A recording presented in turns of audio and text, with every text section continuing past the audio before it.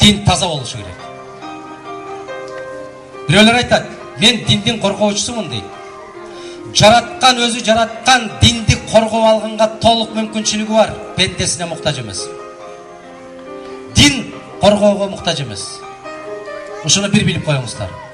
Эгерде шаркырап аккан Нарын дарыясындай дарыянын астында бир кумалак кум жараткандын буйругусуз ордунан жылбай турган болсо, Куранда жазылган ушундай.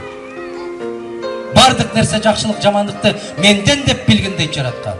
Эгер мен башыңа азапты салган болсом, нааразычылык, нашүкүрчүлүк билдирген болсоң, мен жараткан ааламдан башка ааламды таап алып чыгып кеткин дейт. Бул Куранда айтылган. Чаламолдо дин бузарлар конституцияга жамынып алып, биздин соттор адилетсиз чечим кабыл алгандай, динге жамынып алып, динге каршы жумуш жасаганыңарды токтотушуңар керек.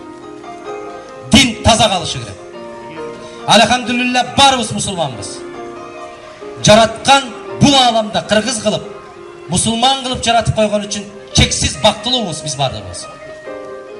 Мусулманчылыкта айтат: курман айтпы, ороз айтпы, садакабы, башкабы, эл көзүнө кожо көрсүн кылып көкүрөк какпастан, элге билдирбестен кылган соопчулугуң эче 1000 эсе